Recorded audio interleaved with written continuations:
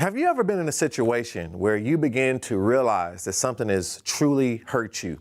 What is it about pain that actually begins to impact how we think, what we feel, and actually how we handle the things in life? Now, when you think about some of the most critical things that have ever impacted you, don't think that you're alone, because I can remind yourself, or I can remind you through my whole memory of things that really hurt me. I never forget of being in a situation that I was in a domestic violence situation where my mom was in an abusive relationship. I never forget the night that we had to run for our life and head to a shelter for battered women. I remember running out and trying to pack all our things before this person came back, and running to get all my things and running to go get in our car. Was called a Duster. And I don't know if some of you remember this type of vehicle. And we jumped in this vehicle and we began to weep and cry as we began to drive.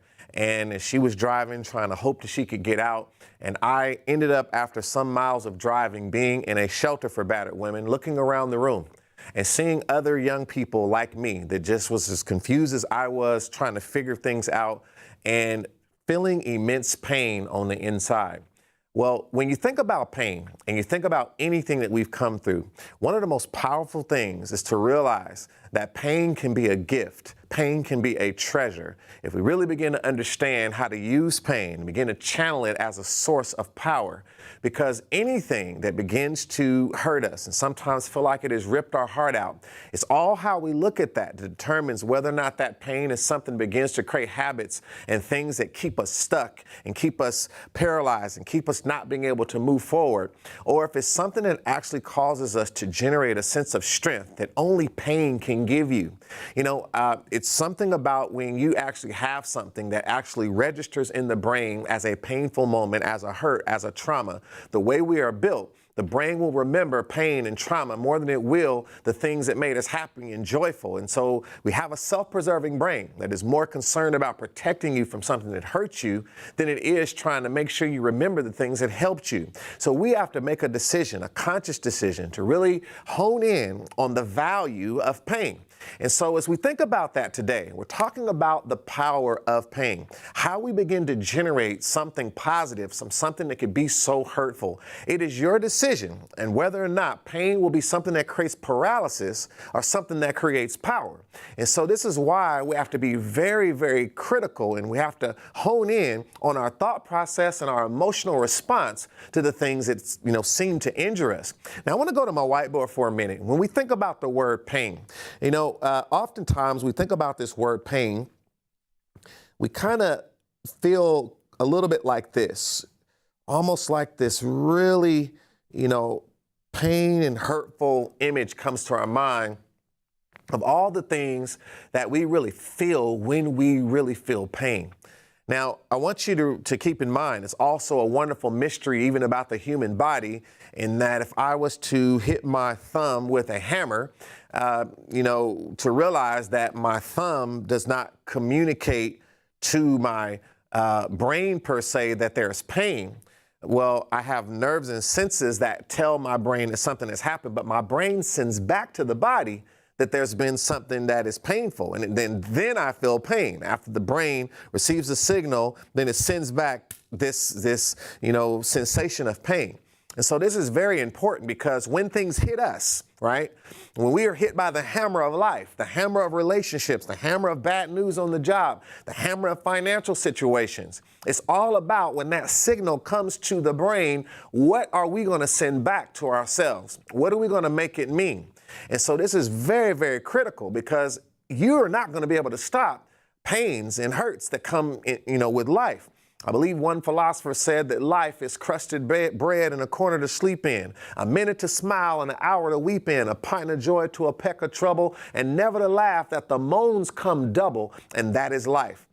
These are the things that people begin to think about when they realize they can't control what actually begins to come up, but we can control what we make of those things, right? And we all hear that, but how do you really do it? How do you really actually, exercise the maturity to be able to do that? I mean, if you don't, you won't be able to fulfill your greatest abilities and potential, because you'll always be stuck and stagnant by the things that hurt you, right? So it's a double injury to allow something to hurt you and then to allow that thing to stop you from moving forward in life so it ends up winning again. I often try to tell people it's not just the pain that was caused, it's the fact that pain can keep you in pain, right?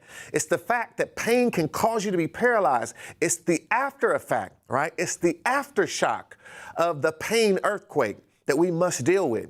And so going back to my whiteboard, when we look at this and we consider pain, now I want you to think for a minute, what we have to do, we have to remove that element that was surrounding that feels so shocking. And we have to put a new frame around this pain.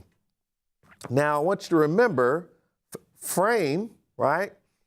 Frame creates a picture, right? We all know of a picture frame, right?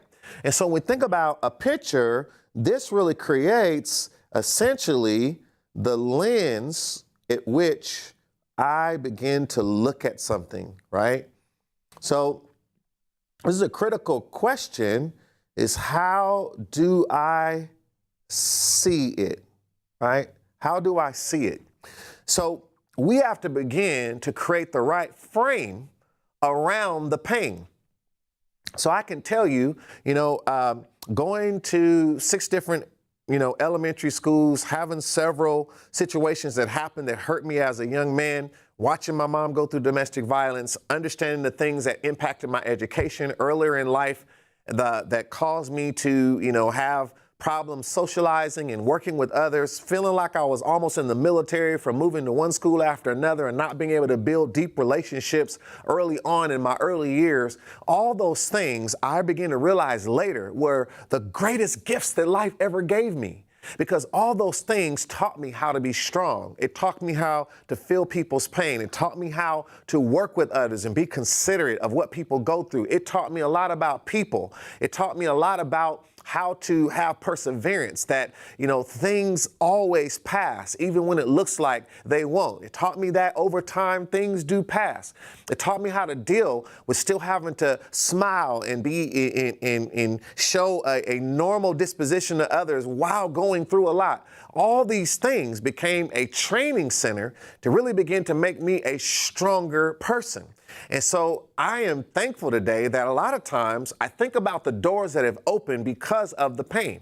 So because of that pain, it's allowed me to use that to open a door to someone who maybe would not ever listen to me. But when I tell them my story, when they understand, yes, I'm a successful CEO. Yes, I've made millions of dollars as an entrepreneur. Yes, I've done all these things as a Fortune 100 consultant, and the list goes on and all the things I've been able to do. But when people begin to hear my journey, when they begin to hear my pain, I can open a door in someone's heart that I never would have been able to open had it not been for that pain. There is literally a group of people I could not connect to unless I went through those things.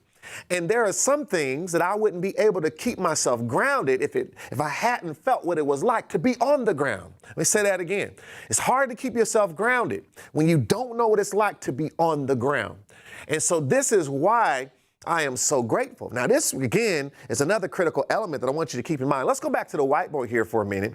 And I want you to think about something. When you think about, I love listening to a gentleman by the name of Benjamin Hardy that writes a lot about, many different elements of human behavior. And one of the things that we often look at when we think about the past, right? And then we think about the present. A lot of times, the way we look at things is that it is the past that dictates our present. So in other words, because I didn't have this, because I didn't know this, because I didn't have this particular advantage, because no one was there to do this, that has shaped what I am today, right? So this is, again, the mindset of that the past shapes the present. So this is a specific way of thinking. And in this mindset, you will always be in the present stuck by the framing of the past, right? So this is something that is an inferior way of approaching life. And this is actually still not true anyway. The reality is, we go back to the whiteboard here, is that it is the present that dictates the past. Now, I know you might be wondering, well, what do I mean by that?